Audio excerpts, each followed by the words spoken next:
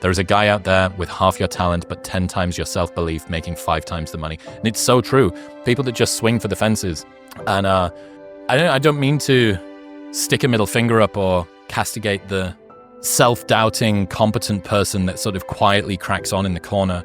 This is really me trying to give a bit of hope that, again, if you are regularly surprised by how well things go, something's up, right? You're not seeing your capacity in the world accurately. What if things were going to go better than you assumed? What if things weren't always going to be a catastrophe? What if you didn't need to grip and concern and worry and cloy and be desperate and needy? What if you didn't need to do that? What if it was going to go well because you're talented and fundamentally the world ends up giving people what they deserve over a long enough time horizon? Yeah, the confidence thing, the speed limiter on the system is a big deal. And you should view it like an enemy. You should view it like something that is fighting against you to stop you from achieving the things that you want. And treat it with the requisite respect. I think checking in with yourself and not treating your first response as always the correct one.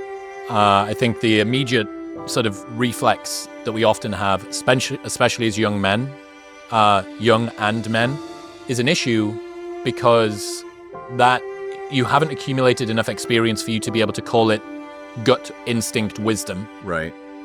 What it is probably your default response, which is from childhood, from the group that you grew up in. Maybe it's dad's pattern, maybe it's mum's pattern, maybe it's the teacher and the way that you had to protect yourself in school. It's unlikely that that is the best way for you to deal with things. So I think don't believe everything you think.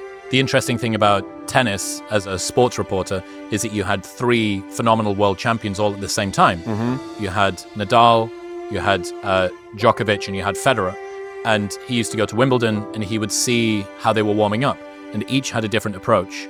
So he'd go and see Nadal and he's just raw aggression, his top's off and he's hitting the ball as hard as he could and he's sort of just fury. And then he'd go and see Djokovic and he's like a robot. And this guy's precise, precision, rationality. Then he'd go and see Federer and he's playing trick shots. He's laughing and he's having fun and he's sort of flirting with the ball girls and stuff like that. And each of these guys have won titles while all of them have been playing, and they've traded places, some on this court, some on a different type of surface, etc.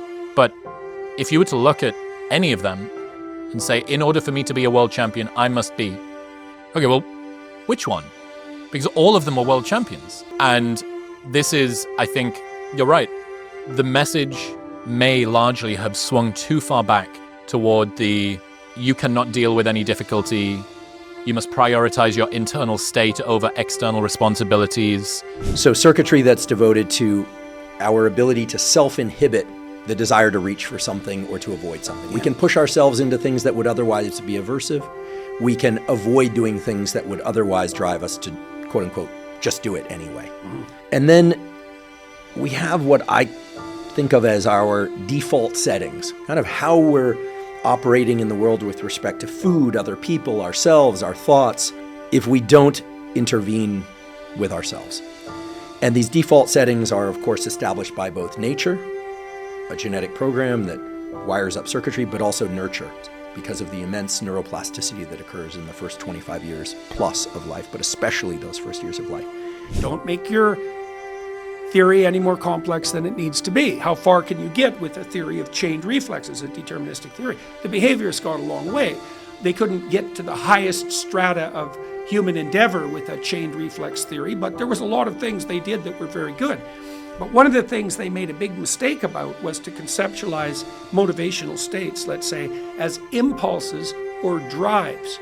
That's not sufficient because it fails to take into account the effect of those states on perception. So it's much better to think of a motivated state. This is what helped me integrate behavioral theory with psychoanalytic theory, especially the psychoanalytic theory of religious endeavor. It's much better to think of those lower order motivational states as personalities. They're sub-personalities. They have their perceptions. They have their objects of perception. They have their cognitive rationalizations. You certainly see that in addiction, let's say. They have their emotions, like they are small personalities, unidimensional, very narrow-minded personalities, but they're personalities, they're not impulses. he thought of the properly socialized person as someone who had integrated their lower order, we'll call them impulses for now, into a sustainable voluntary structure that regulated them and gave them all their proper place. That's very different than an inhibitory model. So, for example, I'll give you an example from my own life. My son was quite an willful young child. Wonder when he where was he 2. got it from. Yeah, well, fair enough. And my father was, a formidable character. And so my son liked to do what he liked to do. And it took quite a bit of tussling with him to help him, I wouldn't say inhibit that or regulate it, to integrate it. And one of the consequences of that was he became a very good athlete. And so why is that relevant? Well, because it wasn't like he stopped being assertive or even aggressive. It's that he learned how to put that aggression in its proper place in relationship to a goal that was much more sophisticated than merely getting his own way moment to moment. And then we have a lot of circuitry devoted to what I would call impulses, things that we desire, we want to move toward, appetitive behaviors, and we also have some impulses to avoid things that are putrid, painful, etc. That's all in there like it is in other We should animals. talk about the idea of impulse in relationship to that characterization. You pay a price for characterizing that as impulse. I'd like to explore that with you because it's crucial. Great, we'll circle back to impulse. I'd like to do that. And then we have a lot of circuitry. People will hear about it as executive function, prefrontal circuitry, which does many things, but I like to think of as a circuit that can say, and here I'm borrowing from a previous guest who's a neurosurgeon, it can say shh, or exert what's called top-down suppression on these, what I'm calling impulses. No one deserves to be praised for kindness if he does not have the strength to be bad. Similar to Joe Hudson this year saying, if I can't trust your no, I can't trust your yes.